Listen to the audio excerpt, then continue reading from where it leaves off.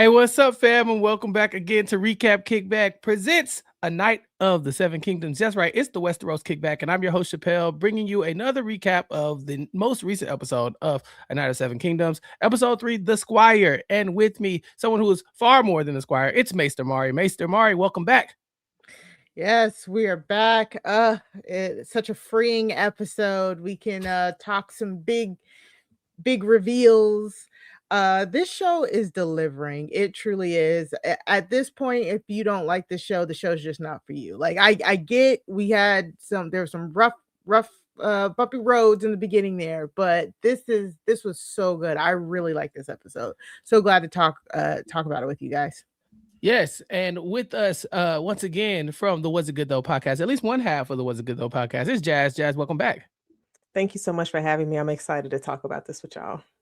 Excited to have you. Yeah, definitely want to get Yep. your opinions about this because we've been seeing things online, and so we're going to try to, bring in some guests to kind of get some diversity of opinions in here. But first of all, thank you to all of our listeners for joining us once again here. If you haven't already, make sure you subscribe. Recapkickback.com/subscribe to keep up with all of our Game of Thrones, House of the Dragons, A Night of Seven Kingdoms coverage, and all the rest of the stuff we have going on, because we have a lot of content here for you. If you are not watching us on YouTube, why not? youtube.com/Recap Kickback. Go ahead and subscribe, and then you can get alerted every time one of our podcasts drops. So this should be dropping Monday morning, bright and early, right here, smack dab in Black History Month. So happy Black History Month to all those who celebrate, and to those who don't. What are you doing here? This is not the podcast for you. Go away. So that said, let's talk about this episode. First, Jazz, I haven't got to talk to you about this season at all. Like I said, we've seen mixed reviews. Some people like, this ain't for me. Where are my dragons? Where's my political intrigue? Where's all my drama?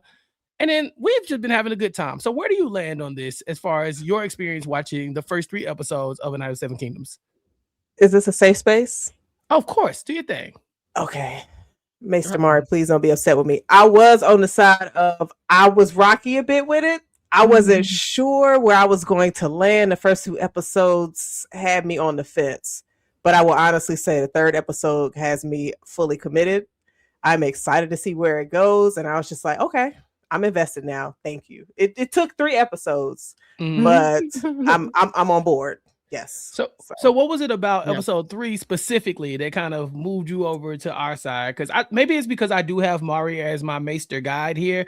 So I've always been like very optimistic. She ain't gonna lead me into nothing crazy, And so I'm like, all right, we good. I know it's gonna be good. But yeah, the first 2 episodes were a departure. So is this more your speed?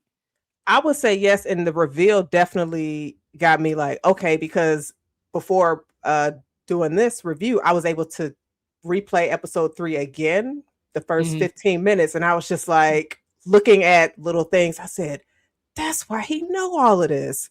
Like, he is a very intelligent little man. And I'm just like replaying it back, and I was like, what? I see what y'all was doing. Y'all was walking with me, and then the reveal was just like, yes, it was very satisfying and made me appreciate a lot of those interactions earlier on. So okay, yeah. So Mari, because the big reveal here is that our guy Egg is a Targaryen, and like you said, there have been clues throughout. Mari, tell us about some of the things that should have led us to this moment prior to this.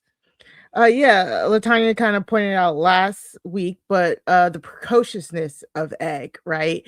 Jazz just said it as well, like him being very smart, like the foil to Dunk. He's saying stuff to Dunk, and Dunk is like, huh? Like, how do you know this stuff? And it's just been kind of threaded through here. If you listen to our spoiler corner from the first episode, we talked about a spoiler, which was Prince Daeron being at the inn. That was Daeron the Drunken. They talked about it in this episode. I think it's okay to reveal that, because what we couldn't reveal in the spoilery corner was that was the reason Egg was at that inn too.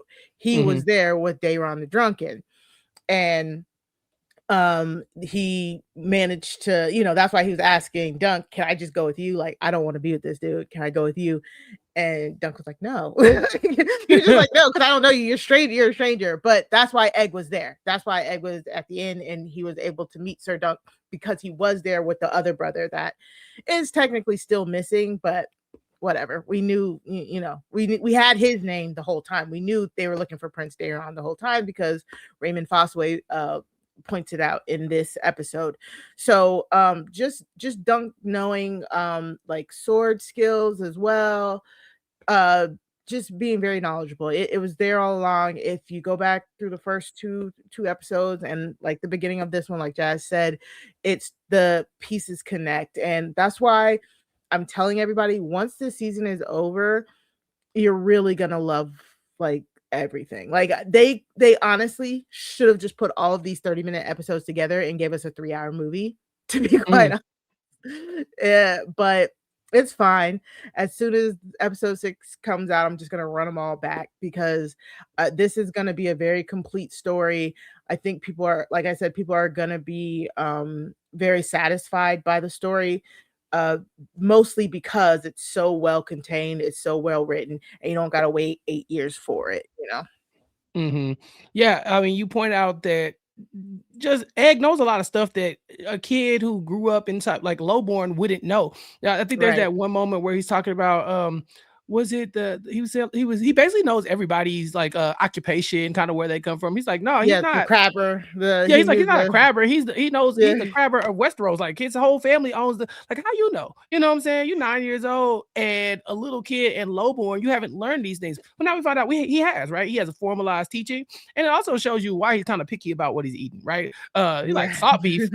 I ain't eating that, he's like, there's just things about him that, they stand out a lot. So, seeing him and Dunk bond, it very much is like watching him kind of like covertly trying to work his way into Dunk's life. He wants to be a Squire. He kind of wants to grind it out with him. And those are the things that are really bonding them together. So I like the reveal. I definitely knew, I think just through because Wikipedia like will spoil it. If you go to Wikipedia, right, it's like his whole full blown name is right there in black and white. So I've known, but I still think the reveal was cool because there you could see kind of like them planting the seeds about who this was going to be. And we kind of find like that Dunk is not the most receptive to this. His bestie is nobility, but I feel like he looks so betrayed, Mari. Like this kid just saved your life. You was about to get curb stomped. Like you were literally, I mean, like they bite the curb. Like, I literally said they about to curb stomp it. Yeah, like come on, man. And so it comes to the rescue. And I mean, just this moment, this reveal is not some like, oh crap, my best friend is a prince. This is crazy. It's more like, how dare you, you bald motherfucker. You know what I'm saying? Like it just feels like, I don't know. Dunk wasn't ready for this, Mari. Yeah, I mean, it's a lot to process in the moment. You know what I'm saying? Like the person he had been spending so much time with, you could tell at first he was trying to keep Egg out, but Egg was slowly chipping away at him. We even got the moment earlier in the episode where Egg is like, can I be your Squire after this? And you can see Dunk is like, again, Dunk just buried Sir Arlen. He was looking at being by himself, and then Egg comes along and it's like, do I open myself back up again to make a connection with somebody? And he had did it with Egg, and then you come and find out like, oh, he's a princeling, and what is happening now? Like and he had just gotten or Fossaway just told him all the horrible things about the Targaryens. Oh yeah. So I don't blame Dunk for being thoroughly confused, very hurt and feeling like he was betrayed, Yeah, if I'm Dunk, I probably think this is some type of joke, like this prince has come and picked on him essentially, like if like Mark was talking about, Fossaway just said, ain't no good Targaryens. The best thing they could do is pull out, and so he tells you this, and then their most recent, evidence of not pulling out is you've been hanging out with this guy. I mean, yeah, it's I guess because the whole time he kind of sold Egg short a little bit. It's just like, oh, you're just a kid. You're not really sure about all of this other stuff. And then as they were going on, it's like, oh, actually, he is very informed. And then it's like, oh, this is why. It's because he's a Targaryen son. Like, what? I've been trying to become a knight. you could have kind of expedited that process for him a little bit, but you just like, nah, we're gonna get it in the mud. Like, we're gonna start from the scratch together and do this. Just like, wait a minute. No, you could have been helping me out a little bit, but I would feel a bit betrayed as well. But then it's just like, maybe in the next episode, it's like, oh, maybe I could use this to my advantage. But I'm not sure. That's just me guessing. I know y'all got more insight on what's to come than me. Oh, well, we try to keep it clean on this side of the spoiler wall, but Mari is going to give us a little bit extra in our book corner, just a little bit for some context. But you're right, Jazz. I think even, with Dunk being like the big brother in this situation, it kind of feels like, oh, wait, you're not in charge. Like he kind of been operating like, hey, go get my armor, go do this, go do that. Kind of the same vibes that we saw with him and Sir Arlen, this kind of tough love, like I'm the knight, you're the squire. I'm in charge. What I say, you do, but Dunk's not, Egg's not that guy. He's like, he pushing back. He's got questions. He got a ton of questions, just like a little kid, asking every goddamn question. But yeah, now it feels like the power dynamic is different because now Egg is in charge. Like, don't get me wrong, he is letting you be in charge, but everything that you thought you knew, this is not a kid you're training up. You're not protecting him. He is protecting you. In this moment, he is the big bad wolf, and you are the little one again. Like, you're back to being the squire. So I thought it was a very fascinating kind of like character moment for Duncan. I'm sure we'll see, how his actual reaction is, but all we get in that moment is just his face. And I like the cinematography, Mari. They cut around the room, like everybody's face is shock. And I'm just like, ain't you just happy you didn't get curb stopped? Because you was about to lose all your teeth. Didn't that feel like a soap opera moment, right? Yes. Or like something like Tyler Perry would do. Like, yeah. Or very like anime, like, like, you need a dinner table. Like, what happened? Right. What? Ooh, yeah. Like, yeah, it was good. So let's talk about how we got there, right? The episode starts with Egg trying to practice being a squire. He's never done that before. He knows the things of the nobility and the highborns, but he's like, okay, if I'm gonna be a squire, I got an uphill battle. I'm a little small guy, and so the weapon is huge, the horse is huge, and so he's got to navigate that. But I thought this was one of my favorite scenes because me not thinking of him as like, I don't know, this big reveal is coming in this episode, right? So I'm just looking at the Egg that that we are getting just a raw egg, and he is like, he's just a little, he's like a little kid playing. It feels like a little kid, like almost like playing, but he's so serious, Mari. Yeah, because what we don't really see a lot of it, but he's trying to make sure Thunder knows what to do. Thunder is supposed to be a seasoned horse, so I don't. Thunder's probably like, go ahead, go get away from me. But Egg has to be there. He has to give Dunk his lance. He has to give him his sword if it comes down to a melee, a fist fight. So watching Egg like really taking this seriously and really working and trying to improve to be a squire was just so cute. You know what I'm saying? It was just so cute, so character building, and it makes the reveal like at the end even better because Egg could have this privileged life where he's just sitting around being a princeling, but instead he'd rather be with the small folk as a squire to Sir Dunk and like working hard and eating breakfast sandwiches, Westerosi breakfast. He wasn't eating that salt beef. I'm gonna tell you that much right now. He wasn't eating that. But Jazz, why do you think Egg has this motivation? Like this man could have it all. He doesn't like Mark. We're saying they were eating breakfast that they cooked themselves. This boy probably never cooked a meal in his life. He was so fascinated by that. But why do you want to be broke so bad? So, go easy on Egg. Go easy on him. But like he's showing characteristics that we've never really seen in a Targaryen before.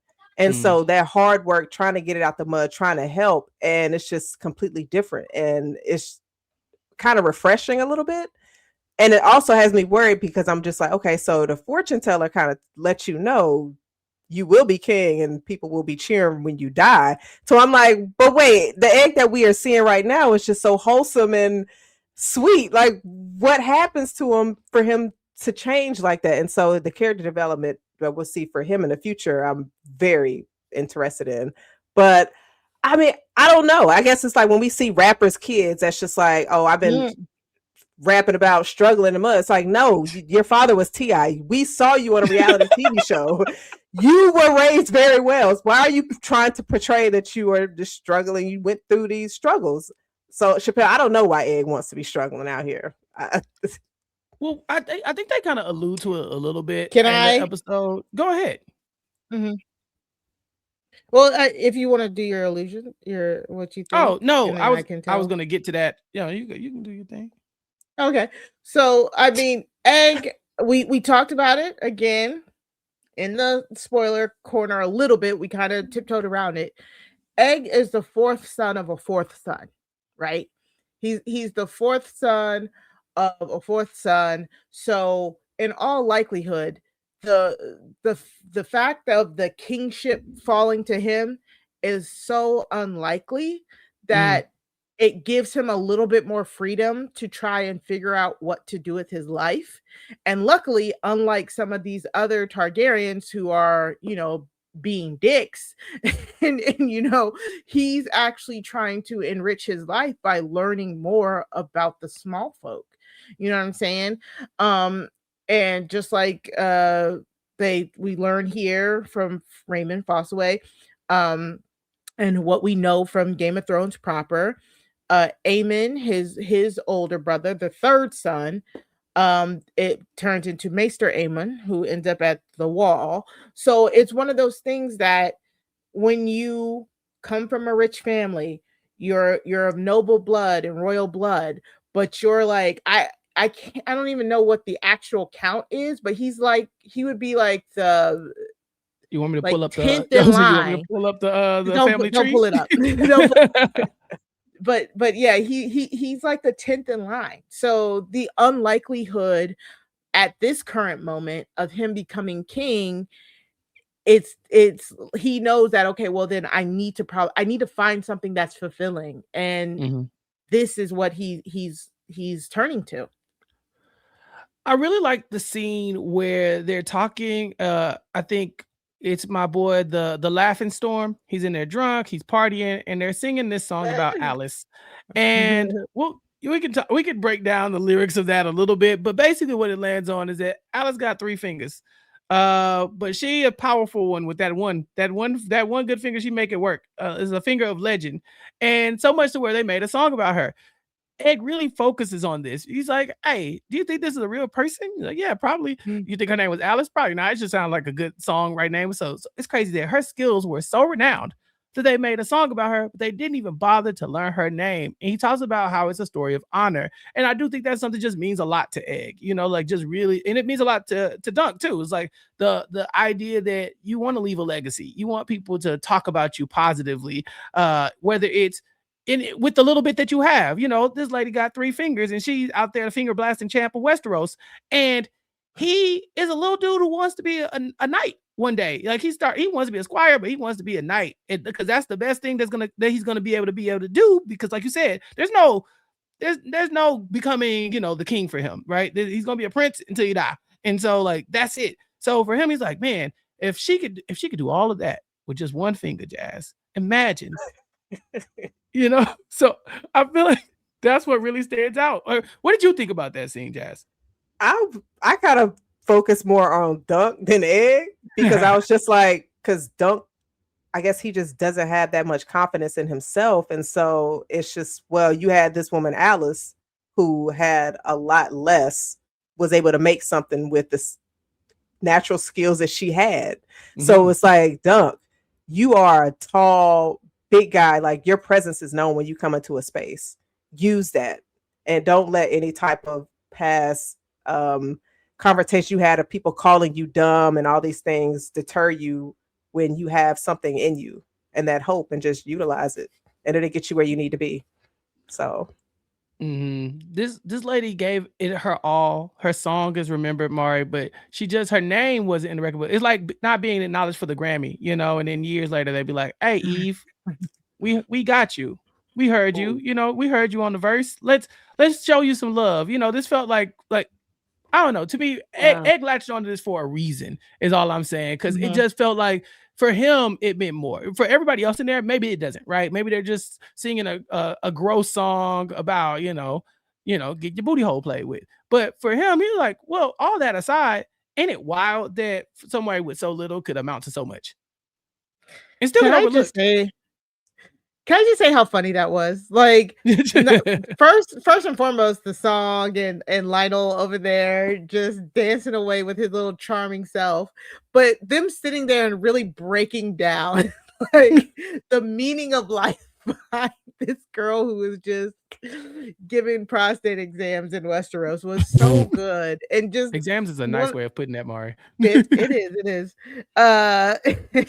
And it was just, it's one of the reasons why I love this iteration of the show. The comedy is so pointed and done in such a funny way. I mean, it has its poop jokes, which is like, okay, all right, that's enough. But it also has this, which I thought was so good.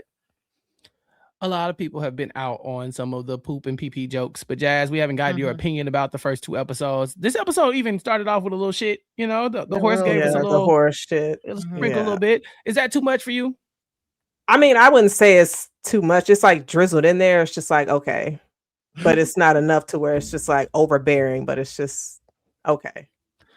I want to say in our TikTok comments, one of the videos we got posted about Sir Arlen, somebody's in the comments like, but why are we watching a show about pee and poo? And I was just like, I mean, it's like the first 5 minutes of any given episode. You got to imagine at this point that they're going to drop a little feces in it. Yeah. I mean, episode 2 was, well, y'all know. Yeah. It was a lot. That was the alpha at Westeros. But I was like, goodness gracious. Okay. But I mean, with everything that we've gotten from this entire Thrones universe, it's like, okay, y'all was able to deal with all that stuff. I mean, you could deal with some shit here and schlong swinging over here. I mean, So we did have a few of the greatest hits, Mari, come back in this show that we've seen in Game of Thrones and House of the Dragon. We got our fortune teller, Jazz mentioned her earlier. She shows up, and we love a good prophecy here in Westeros. We always like, what was it? Blue eyes and white eyes and all that kind of the Arya prophecy and the R plus L equals J. Yeah, all the prophecies. So we get one more.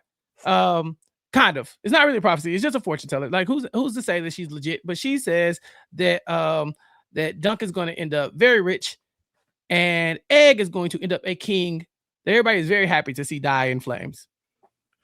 Yeah. Trying to. You're like, that's crazy.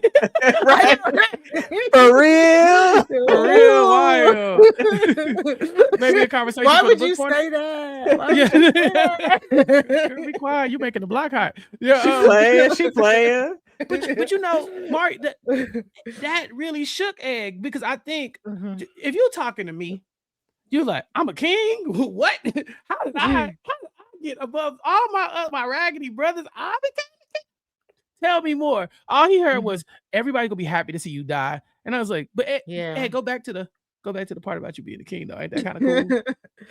Yeah, I will say I was actually surprised when she said that too, because I was like, "Oh, okay, if you say so." Right. That everybody would be happy that he dies. Sure. So, she is on the right track there. Okay. Yeah. We'll talk about that in the book corner. How about that? Yeah. How about that?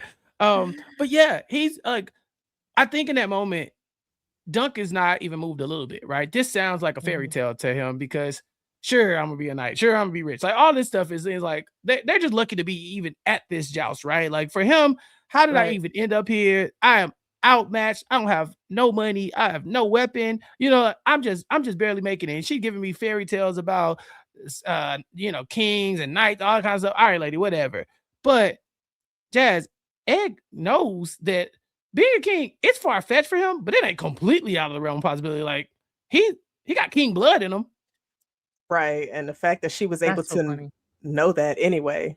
To where it's Right. just like, don't nobody know who you are that's walking around until she's Right. just like, oh yeah, you're gonna be a king, and they're gonna be happy when you when you out of here, when you dead. So he's just, I mean, I probably would have had the same reaction. The fact that Mhm. Dunk start laughing is like, yeah, all right, whatever. It's just like, this little boy ain't gonna be no king. Yeah. That is so funny to me too. Like Dunk even more so was like, oh, she real big line. She's Right. like, oh, you king, okay, like, and he's over here yucking it up, and Egg is in there like, Right. look, like, He like, you know what has to happen for me to become the king? This person gotta die, and this person gotta die, and then I gotta jump this person, and then at that, if I made it there, Doug probably running. I mean, Egg probably running through all the, and then if I made it there, then they gonna hate me. So what did I do to get there? Who did I? All right, this is we don't want to talk about that. And he's been trying to be incognito. He shaved off all his hair on his head. He's got other hairs, other places that he wants to talk about, but we don't have to address that. And so now, just to be in disguise here, we saw in the last episode when those Targaryen banners start flying, he hid, he's like, hey, I don't want to be here no more. Like, hey, let me go. So, now it kind of feels like, okay, if this lady isn't a fortune teller, right? Like, let's say she's just making it up. She kind of in the right ballpark. Maybe I'm exposed. I feel like so much is running through your head in that moment if you're Egg, Mari. yeah. And again, I do think for him, yes, the king thing is shocking, but I also feel like to be told at like 9 or something that everybody's gonna hate you and rejoice when you die, like I don't like that. Like I wouldn't want to hear that either. So Mhm. yeah, I feel bad for Egg. Yeah. It takes me back to that story of Alice. Alice had, 3 good fingers and she put them to work. And, Mhm. Her legend lives on. Her name might not be Alice, but she the one listening like, y'all know that song about me. They wrote that about your girl, like that. She still Mhm. can hang her hat on that. The songs that will be written about him will not be good, from his point of view now. This woman saying, oh, you'll never be like Alice. People gonna be singing hateful songs about you. They're gonna be rejoicing when you die, and there are a few people that probably like can feel that way in real life, right? Where they're doing some despicable things and people are making Twitter accounts asking if you died yet, it happens. So yeah, I think this is a very jarring thing to put him through. It's such a young age, like because now does it sit with him or is this something he's able to brush off? I guess we'll have to wait and see. Uh, Yeah. we had another interesting moment. I didn't consider this at all, but we know Dunk is going to have to enter this joust. He can't do it yet. He's still like he can't make the first he can't make the first what do they call it? Challenge, Mari, because he's lowborn. Challenge, yeah. Yeah, how does this Mhm. work? Okay, so it's fine. We'll put it here. But basically, there are like 5 champions, right? There's 5 champions. Normally they're all of noble houses. Um, and then so knights get to come up and pick who they want to challenge. So what we do see is we see Arion going down the line. He could pick his cousin Valor Targaryen. This is Baelor Breakspear's son. Yes, he could have picked his cousin. And he even fainted like he was going to a little bit, but he ends up picking Sir Humphrey Harding, who like in the book series was on a really good run, had probably had already did like almost 9 tilts that day already, because of the lineup. So you see to the left here, that's Sir Lionel's station too. So the 5 champions were Valor Targaryen, Humphrey Harding, Lionel Baratheon, Tebold Lannister, and was one more. I can't remember off the top of my head. I'll get that for you guys. But there was 5 champions, and you get to pick the champions. On the first day, it's the highborn knights that get to go first, and then after that, the remaining days, however many it goes, then the further down those knights get to pick. Yeah. So because he cannot choose, he has to wait, right? He has to wait, and he is approached by, was he the king of games, Mari? The man, the master of games. The master of Um, games, I believe. yeah, Yes. and the master of games has a proposition for him. Jazz, he's telling Dunk, you know, we need you to win this. We need you to win this. We got some bets that are placed. You are the underdog here. And so if you win, a lot of people are going to get some money. And Dunk is struggling with this decision. Now, it's not really a hard decision because, I mean, otherwise you're just gonna lose or you're gonna fight somebody else. So, but they're really making it attractive for them to basically come in and let Dunk be their ringer to win them some money and establish some funds for these people who have been kind of pissing away the funds that they do have. So what did you think about Dunk's dilemma here, whether or not he's willing to, I guess, go along with this? I didn't really understand why it was that much of a dilemma. I'm just like, exactly. you want to fight and you're not going there to lose. You're going there to win because you want to be a knight for, a house. They're not going to pick the knights that's continuing to lose. So I was like, why is Dunk not on board with this? It's not like they're saying, oh, I need you to lose. No, they're like, no, we need you to win. And so now with you rolling with Egg, I mean, now you kind of helping yourself be in bigger position. So it's just, I wasn't exactly sure why he was. No, that's not noble. So what, you trying to lose on purpose? Right. Because it's not like Sir Andro Mari he's not gonna throw the fight. Like he doesn't know that they're betting against him, or is he? Right? Because I don't know if Dunk feels like this is him kind of like taking a dive so that they can win their money back, kind of like point shaving or something like that. What they doing? Yeah. And, is it more like that, or is they're just like, hey, we rooting for you? No, I think it's like that. So I think for the purpose of the show, Andro is one of the champions. That's why we get the flashes of him. That's why we get the flashes of him like riding and jousting. And so what the games master is trying to do is he's trying to tell Dunk to pick Lord Andro. You know what I'm saying? Like I think that's what's happening here. He's telling Dunk pick Sir Andro, because Andro will take the fall, you will win, and we will win too. So because I was kind of wondering that too. At first I was like, if he's gonna take the fall no matter what, why even tell Dunk? You know what I'm saying? Like, why that's even a good point. Yeah, why even tell Dunk? But it's because of how the matchups are made. So I think this was the Lord of Games saying, hey, Dunk, pick Andro. It's a guaranteed win for you. You get the money, you get the horse, all of that. Just do that. That way we can put our money on you and we get our money back, because Lord Andro is the son of the host, the host who's hosting this tournament, Lord Ashford. Lord Ashford, yeah. And Lord Ashford has spent way too much money to marry off that very nosy girl.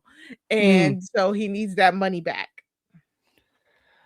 Yeah, they got to be asking him to take a fall here, because otherwise, like you said, Not there's no take reason a fall. to. No, he's not asking not him to Dunk. take a fall. No, Dunk just needs to be in on it. You need to go pick this man. So that's really what so they're that saying. Andro can take the fall. And so he'll get some money. You live under an elm tree. You really ain't in no position to be like, nah, I'm too good for this. But again, that goes back to what Dunk's motivation is. Does Dunk want to win nobly, or does Dunk want to be somebody who can be bought off or paid off to do kind of stuff like this? And I feel like if you start your career doing stuff like this, is a sign of things to come. You know what I'm saying? Yeah. If you are already willing to do this, then maybe the next time it's easier to bend the rules a little bit, and the next time, and then you really haven't even built a legacy like the one he wants, right? Sir Arlen, people don't really know Sir Arlen like Dunk thought, but they're not out here talking trash about Sir Arlen either, right? No one's like, nah, he actually wasn't this, all this other stuff. It's either they have something good to say about him or they don't know him at all.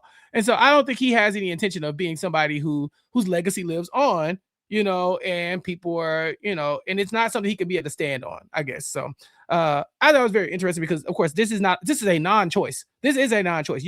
Legacy be damned. You don't have any money. You don't have a weapon. You barely got a shield. You live under an elm tree. Take the money. Take the money. And you done sold off one of your horses already. You know what I'm saying? Like you're already in a deficit. We really don't have no choice. And they barely letting you in these games. The game master is basically like, hey, bro, we kind of know you a scammer. To me, it's like because Dunk thought his time was up, Jazz. He like, are you trying to rob me?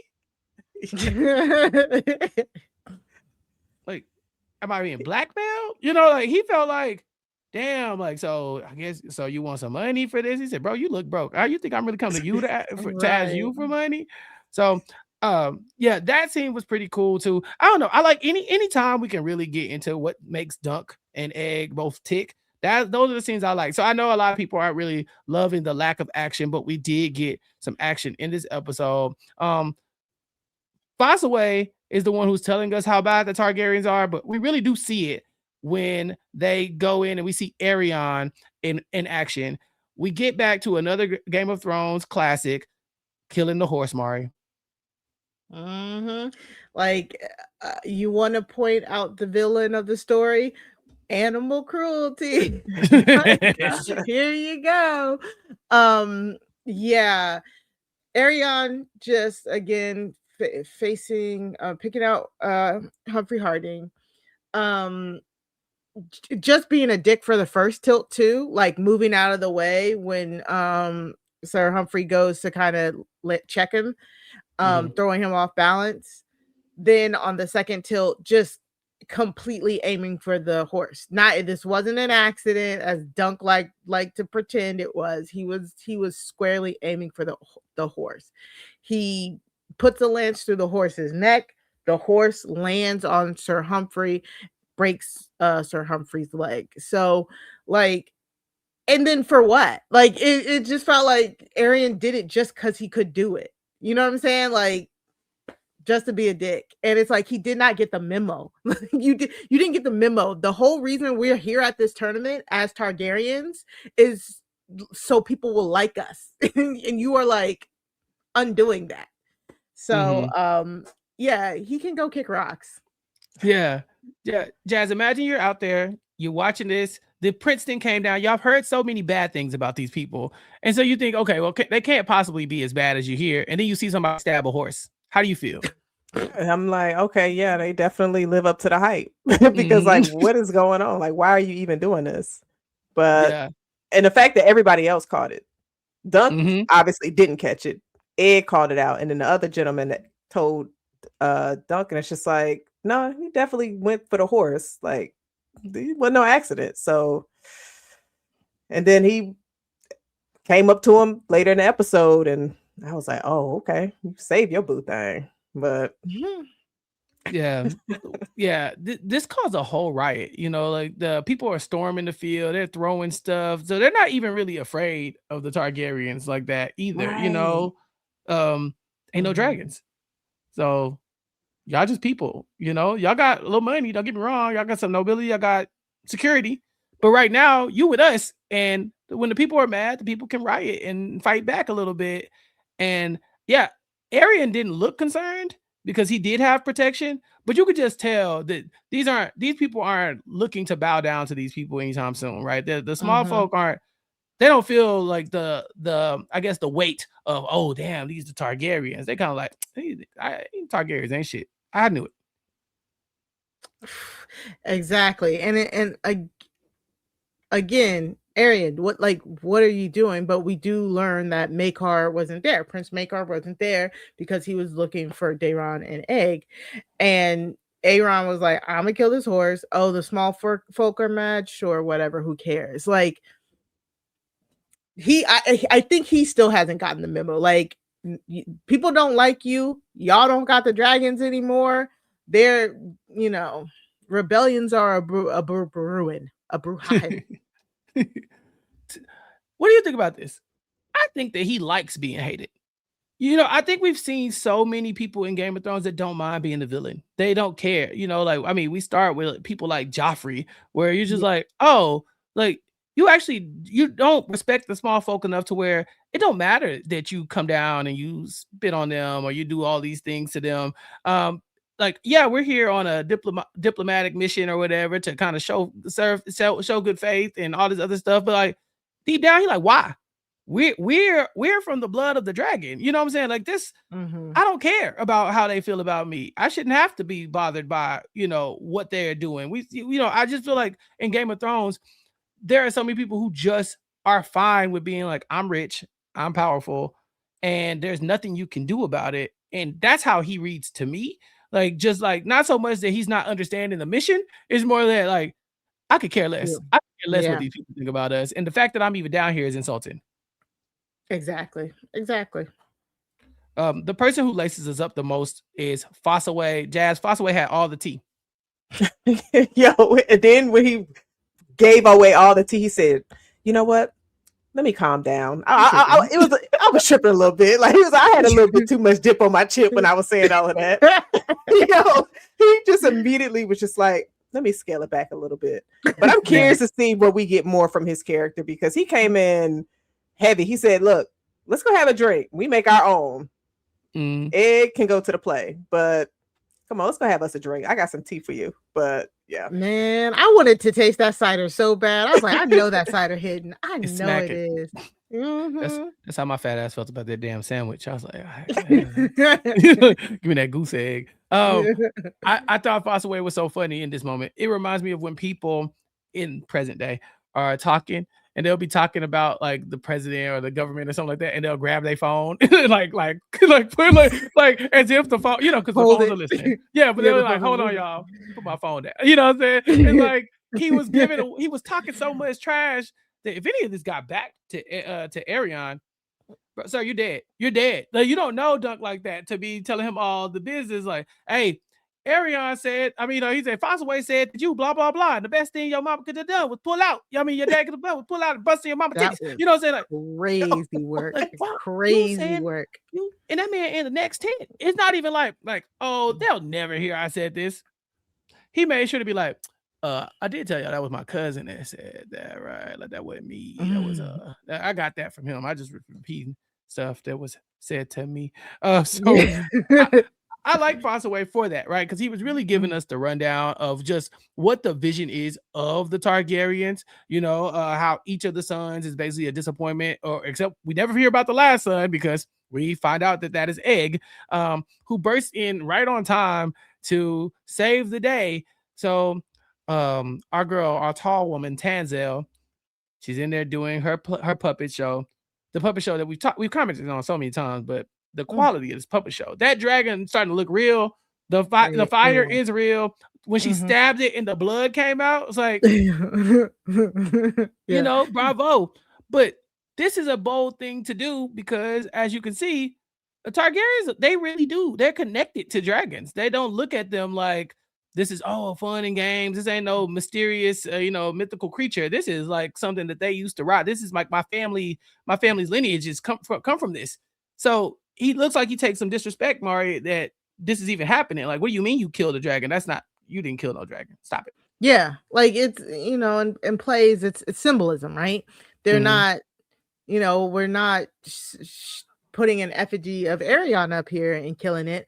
We're putting a dragon. Like where people are stabbing oranges. Like, you know what I'm saying? It's like symbolism. You know what I'm saying? Like you're trying to say something without saying something. And that's how he's taking it. You know what I'm saying? And it could have just been for entertainment purposes. It was really cool looking. It didn't necessarily mean she was trying to say something. It just so happens that he made a fool of himself and pissed everybody off earlier that day, and now we're over here cutting dragons down in the puppet tent. But I mean, free Tanzel too tall. Right. Yeah. Or at least unbreak her finger. Jazz. Oh yeah. Yeah. Gruesome. I wasn't expecting that because like the tone of this series, I'm just like, okay, everybody gonna be fine. We hosting around. Ain't nobody gonna get too crazy. We run back in the tent. I said, okay, he ain't got a knife to her throat. Okay. Oh, you breaking fingers. Oh, because they was just doing a play. But I guess he saw that as disrespect, even though y'all supposed to be trying to change y'all image, people don't hate you, but you rolled up in a tent where we having a good time. You attacking folks and you breaking fingers. Attacking women. Attacking women, black women. And he broke her fingers because, you know, in the book, in the graphic novel, it's actual puppets. So it's like the small puppets. So she needs her fingers to do it. Yeah. This tough because you're right. Sir, you showed your ass today. Yeah, we making fun of you right now. Yeah, we are. We are. We are. So dang, you know, like we can't have a good time because look, you didn't kill this man horse and broke his leg for no reason. You was out there showboating and you know, making them fall over. You came down here to ridicule us. And here we are blowing off some steam, having a good time, having a drink or two, watch a little puppet show. Yeah, you're not our favorite person. And he said, okay, bet. I'm about to show you why I'm not your favorite person. You know, like I think he really is leaning into it like, oh, dang, y'all was doing that because I made y'all feel bad. Let me make you feel worse. And so tripled down. Yeah, he tripled down. I just don't, this man don't care. He don't care. And so he's like, hey, break her finger. They break her finger. Ed comes and gets Dunk. Dunk comes bursting in there and he gonna ride for his black queen. Okay. That's it. Jazz, he without hesitation fought a known prince. Right. He said, I don't care that y'all can kill me. You put your hands off of her. I'm like, okay, Dunk, I see you. It was great. He was in there chucking folks. Yeah.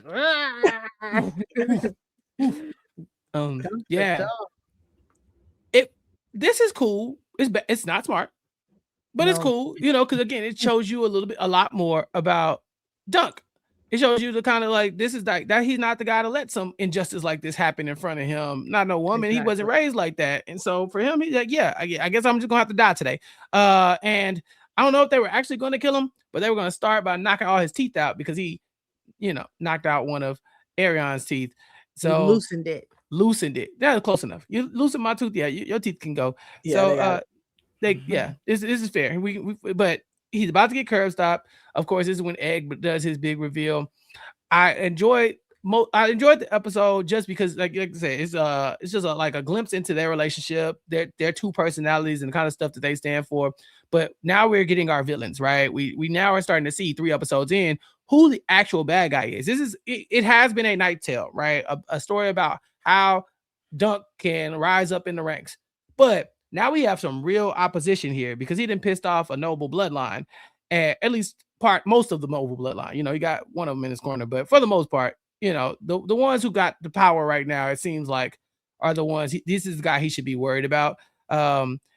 Arion looks at Dunk, and he's kind of like, "Why would you do this?" You know, like it to him. I think he couldn't fathom a world where you would risk your life for somebody else. You know, we talked about how Egg is, you know, such a fish out of water right now. You know, he's making his own food. He's sewing patches. He's living on the ground.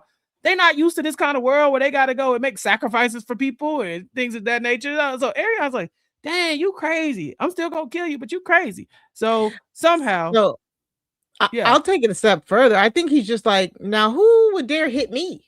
Right. Like, I think that's what he's like, wait, what? Like, how dumb can you be? You just struck a prince of the blood. Like, and for what? For why? For this her? Lady? You don't even know that lady. He called her a whore. He sure did. And listen, she might not be a whore, but Dunk don't even know that lady.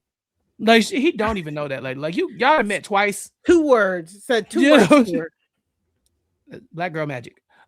So yeah, it's a tough spot because now he's made a really bad enemy to have, and I think this to me distracts from the tournament altogether. Like, you know, like I definitely was worried about, you know, this next fight where this guy's going to take a dive and, you know, they're going to get the money. But now I'm thinking, no, I feel like that stuff is going to get put to the side. You know, like you committed a crime. As far as I would know, I think punching a prince is going to be like some type of real punishment, right? They're not just gonna be like, take it out on the field.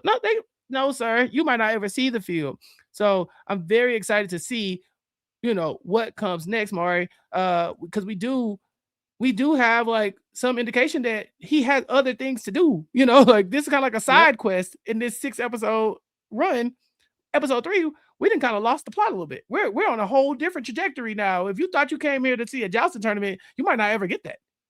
Exactly. The plot is here. This is the plot now. Yeah. Sorry. The real we got to plot deal has with shown this. up. Mhm. This is what we got to deal with. So, Okay. yeah. We can talk more about it in the corner. All right. Before we get to that, I have one question. Who is this man, Mari? Dude, Dunk Egg said his name. I was hoping you got it. I was like, I don't even. His name is Sir Robin Riesling, the Yeah. maddest king. The maddest knight. The maddest knight. I'm sorry. Yeah, the maddest knight. He shows up. We found out that he got this eye patch and it ain't for play. Okay. No, yeah. He got it in a fight. We don't really learn anything else about him except that he might be a little crazy, but we don't. I mean, they just kind of drop him in the episode. Mari, is there anything that I would have missed when we dropped him in, or is just like he's just here? Setting him up for later. Yeah. Exactly. Okay. Cool. Well, look, I got questions about him. So y'all got anything else y'all want to add so we can get to the book so we can talk about what's going on? Because I got some questions. Jazz, how did you overall? This is your favorite episode. For anybody who's still on the fence, can you give them some words of encouragement to stick it out? Just hold on. Let the story tell itself, because of course it's world building, and don't bring in expectations that you had from the first 2 shows, Game of Thrones and House of the Dragon. Just see this as its own original and give it a chance. So yeah, I've definitely been enjoying that journey too. Just like this is something completely different, completely left away it was going to be. And now I think this was fun. I think like now I'm really invested in what's going on. The tournament, I don't think that really gets you as invested as some of this, big drama, right? And I think that's where we kind of made it to. Mari, is there anything else before we go to your corner and talk about the book a little bit? Get ready, y'all. These next episodes are gonna be so good. Oh, dang it! Maybe I'm lifting people's hopes up because right. I was like, there's only 3 of them. Yeah, there's only 3, but it's still gonna be good. Like truly, I think it's gonna be good. Just watching the scenes from the next episode, I'm so hype, and I think this is where you'll see where it all comes together. So if you've gone this far, then you're making it to where it's going up. So definitely thank you for rocking with us here and letting us know. The comments have been amazing. The comments on YouTube have been just amazing. A lot of people are like, oh, I didn't know this was for us here. I'm like, yes, we are here. Come stick with us. Like, you know what I'm saying? So yeah, this is fun. I'm so glad we get to cover this. Yeah, if y'all have been enjoying our coverage, make sure you share that. Send it, put it in in your Facebook groups and share it with your friends and stuff like that. Because we're trying to build a little community over here talking about them thrones. But yes, tune in next week if you are averse to spoilers or any of the book conversation. This is your time to tap out. We will be back again. Oh, Mario, last thing. We got a different airtime for date and time for the next episode. Yes, this next episode will be premiering on Friday, HBO has said. Pretty much what we're all assuming is because the Super Bowl is next Sunday. So they're premiering it early on Friday. So slight scheduling note, so you'll get this podcast earlier than usual. Yeah. Jazz, Panthers in the Super Bowl? Is the Ravens in the Super Bowl? They at the same place. Wherever they at, they're together. Matter of fact, their Panthers might be on a higher tier because at least they made the playoffs. We did, but y'all got y'all a new coach. Woo! All right. So with that said, let's get into Maester Mari's book corner. Mari, okay. My first question, again, back to this man. Who is this man? So this is Robin Riesling. Just they introduce him as the Mad Knight. So what I can say, which isn't it's a spoiler, but not too much of a spoiler. If you watch the scenes for the next episode, Prince Arion Ron. Hey, Ron. They're gonna call for a trial of 7. So in Game of Thrones proper, we have not seen a trial of 7. This is only one of, I think, 2 in the history of Westeros. Yeah, but so if people remember, right, in Game of Thrones, we saw trial by combat, which somebody is on trial for something.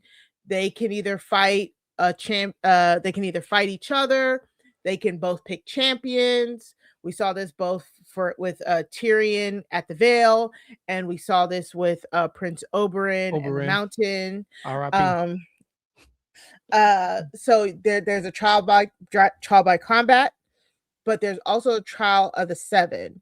So this originally came when there was a uprising, a faith militant uprising in the early like 40 AC. And what it was 7 champions from the faith went up against 7 champions of the realm, and they fought to see who took over the realm. So here in the tournament at Ashford Meadows, we are going to see another trial of the 7, right? So the next episode, we're going to be seeing the teams being assembled. So gotcha. My thought process is they were like, oh yeah, shit, we forgot about Robin Riesling. And so I think they just wanted to put his face out there before if he ends up on any of the teams. You know what I'm saying? So yeah. So so Dunk has to assemble his squad, and in my mind, yeah, they would have to put people around that we know that would matter to the story a little bit, right? So like he needs options, because I guess going into the next episode, we have to be questioning like, okay, well, who is he going to pick, right? So if I had to guess, we get this Robin Riesling. He just shows up. So okay, pull him on the team. Yeah, he's a mad knight because he probably just want to fight. Like, I think that's what they were trying to say. Yeah, yeah, like right. So like, yeah, he'll just fight just cause. Okay, bet, got him. Yeah. You probably could.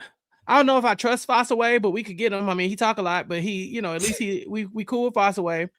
The laughing storm, kind of we cool with him a little bit. We kind of we not besties or nothing like that. Okay.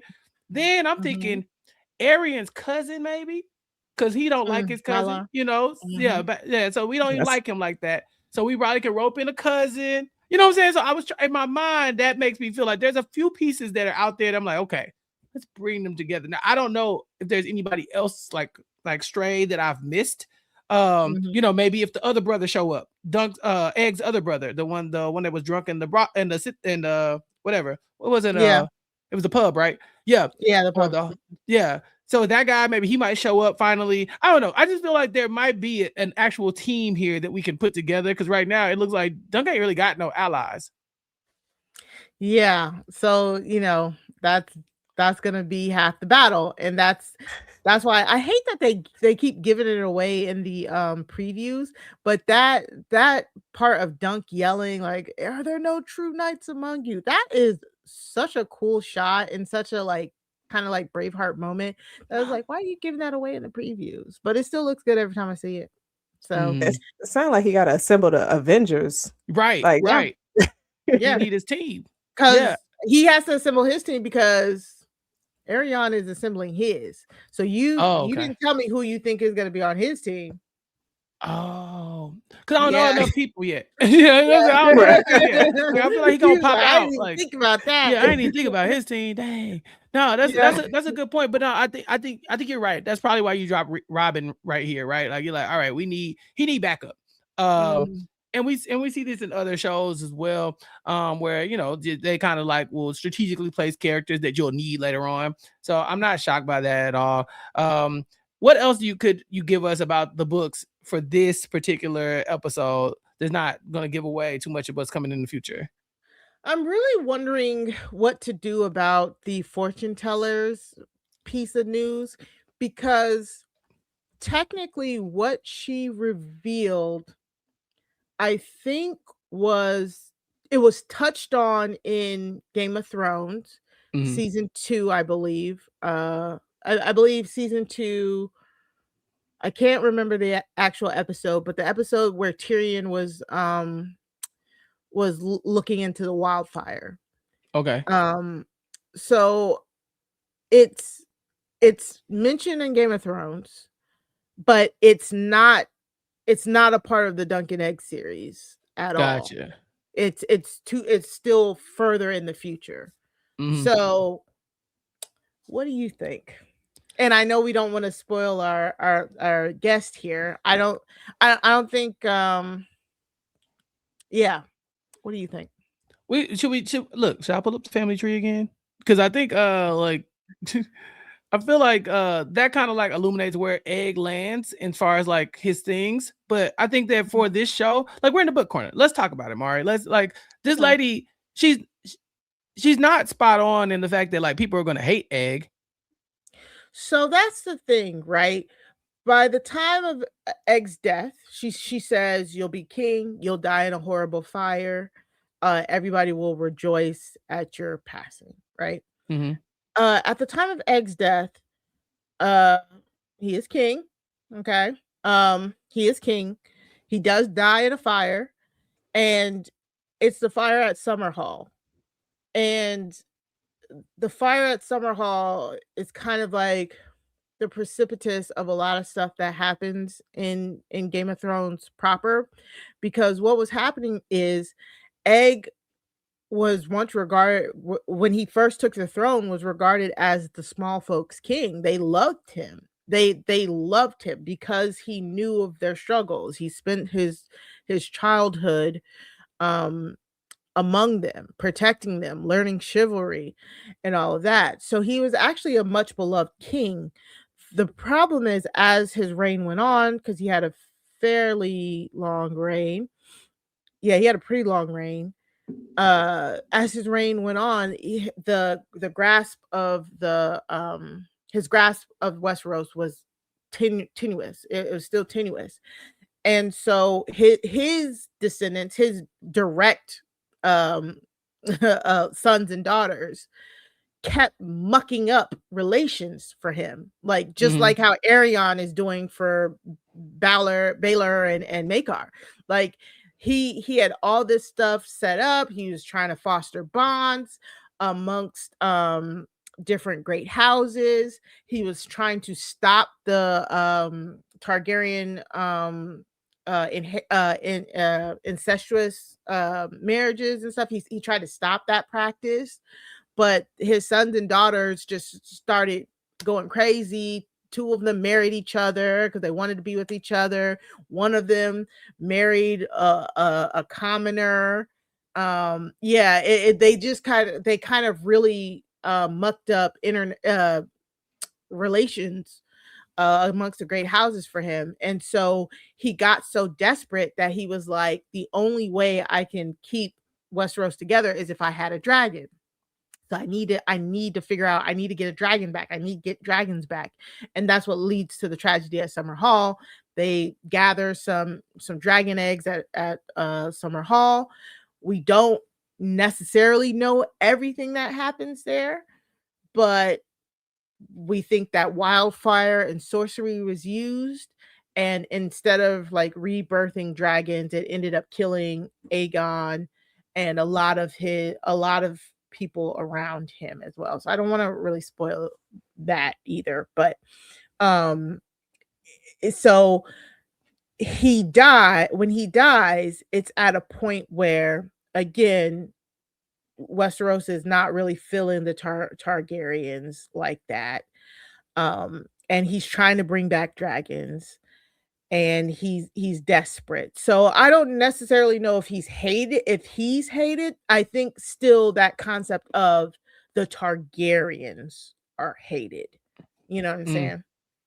Yeah. No, that's a lot to think about because what we know about Egg, it makes total sense that he would be a beloved, king and ruler that for the small folks, because Jazz, we see in these episodes, he's with them, right? So maybe it's this time kicking it with the small folks that he kind of really starts to understand what it looks like to be them, but like to advocate for them as a king. Yeah, to where he can definitely relate to them on a level that other people highborn would never even think. to think of the folks like in Flea Bottom. So that's very interesting. I'm very excited to see what we get more from him. Yeah, me too. I didn't watch the coming next week trailer, just because I do think it's kind of spoilery as well. Like I'd much rather have you tell me about it. I'm not gonna lie to you, Mari, because then when I see it, it'll be the first time I see it, so yeah. Is there anything else in the trailer or anything else in this episode that you want to discuss in the book corner?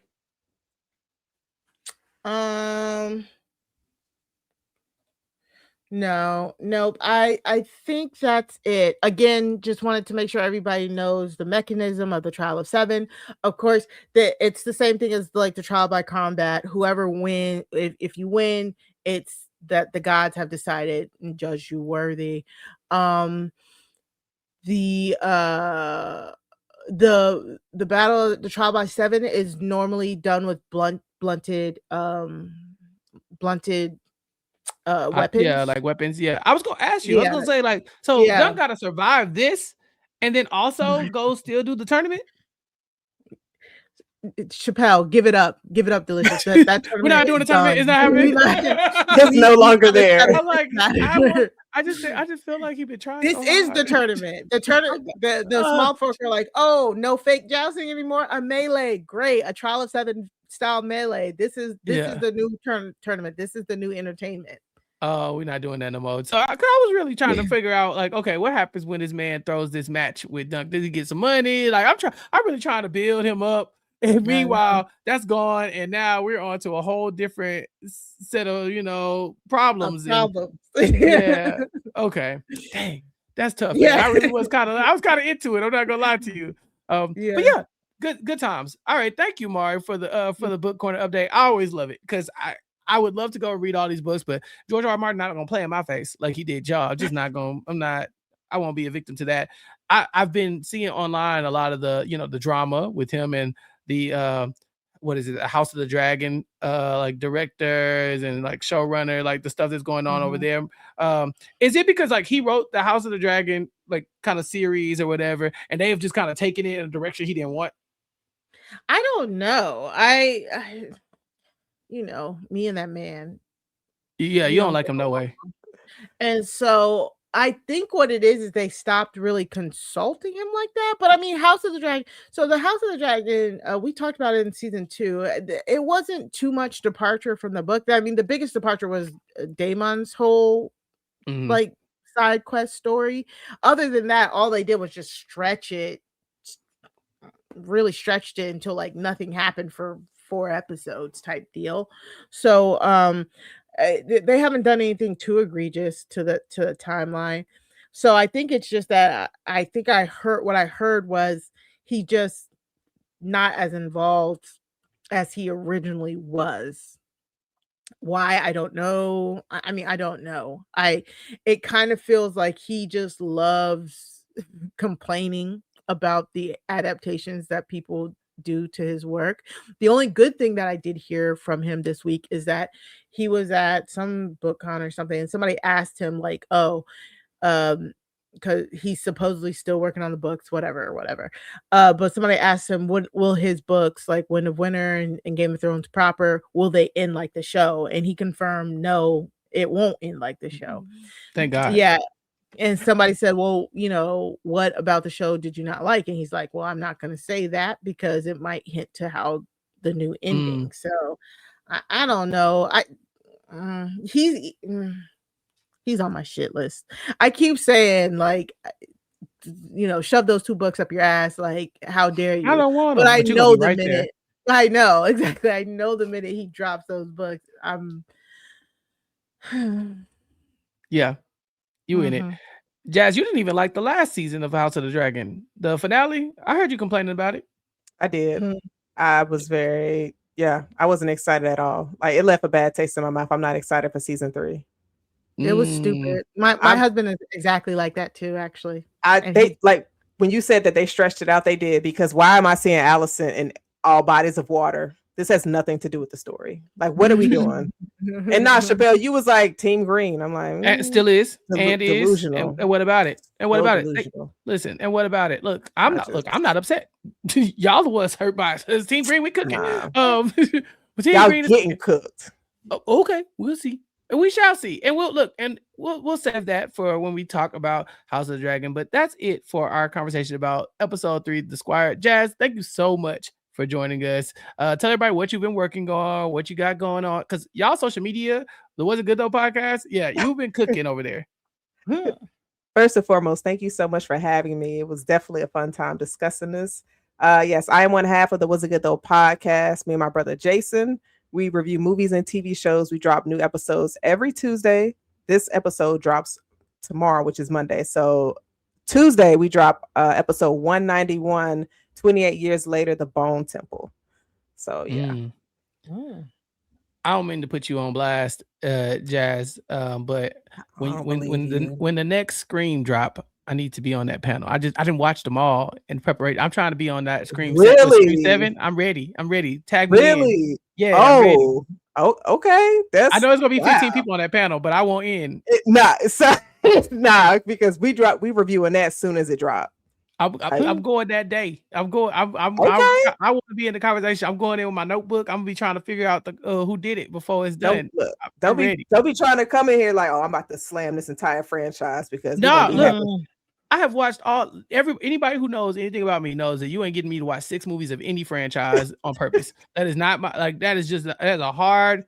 Like, I can't think of Harry Potter and Scream. Those are the two that I've ever watched more than like 3 movies. Maybe The Land Before Time. So I am invested now. I went down some YouTube wormholes, and so I am very excited whenever that comes and happens to come and check that out on the Was It Good Though podcast. Did you tell everybody where they can find the Was It Good Though podcast? What their social media is? Yes, we're on all social media platforms. You can watch us on YouTube and stream wherever you stream your podcast. We're on TikTok, Instagram, Facebook, X, Threads, all of it. So okay, thank you so much. Mari, what you got going on? Of course, you can find me over on Crime Scene, where me and Sarah Carradine bring you true crime. We review true crime documentaries, docuseries, all of the above. You can go to crimescenepod.com. That's crime, SEEN pod.com. Or you can go to buymeacoffee.com/crime scene pod. If you sling us a couple bucks or join our monthly membership or pay for a year, you get access to the episodes early and ad free. You get extra content, bonus content. You'll get access to merch, whole bunch. Coming in the near future. So go check us out. We've had a really good run of episodes lately, and we've had a lot of great guests. Our last episode was not it was one of those things where the property was not good, but the talking about it was pretty fun. You know what I'm saying? So, but just go check us out. And then also I'm over on Blue Sky at Mari Talks Too Much. That's like the number 2. You can follow me there. And me and Matt, we just recapped the Royal Rumble. The Royal Rumble was this weekend. We did our live reactions earlier this morning or yesterday morning. So we had a lot of fun. We had a blast talking to the chat, going over the Royal Rumble and making some guesses about what we're going to see for WrestleMania. So that's right here on Recap Kickback. So if you're already over here on the Recap Kickback YouTube, just, scroll back and about the Wrestling Kickback with me and Matt Scott. All right. How about you, Chappell? Well, more Recap Kickback content. Abbott Elementary is still going on. G and I are talking about it every other week. There will be a hiatus after this week's Abbott Elementary episode. So we're going to drop our podcast, and then Abbott is going to go away for about a month after this week. And so we'll be back. We'll probably try to fill that in with some bonus coverage of Abbott. We have just started our coverage of It Welcome to Derry, our first It Welcome to Derry podcast. We'll drop this Thursday with me and LaTanya Starks. We're talking about full spoilers every episode, getting into the Easter eggs and all that good stuff with LaTanya here. Wonder Man has dropped on Disney Plus, all 8 episodes. We talked about the first 4 episodes. Me, Jason Reed, and Anthony from the Talking Ish, a podcast amongst friends podcast. We had a great time. They were just doing the Marvel nerd thing, and I was just nodding, like I was just letting them cook. Yeah. So check that out. Pooya and I wrapped up our Bel Air coverage. That should be out in your podcast feed. And next week, G and I are going to bring our first of many Bet on Black reality TV podcast episodes where we're going to talk about the winner of Survivor Marquesas Vesepia Towery. So if you want any of that, subscribe to the podcast, recapkickback.com/subscribe, youtube.com/@recapkickback. But that's it for Jazz and Mari and myself. You ain't got to go home, but you know the rest. We'll take you out next time. Peace. I've been trapped behind Squire Maria, isolated like it's North Korea. Smaller city with some bigger dreams. The wall is cracked, I'm looking in between it. The world is yours, but man, I gotta see it. They say it's hard, but man, I gotta see it. The air I'm breathing can't feel my chest. Wait on life, I wanna hold my breath. I'ma get in my goddamn self.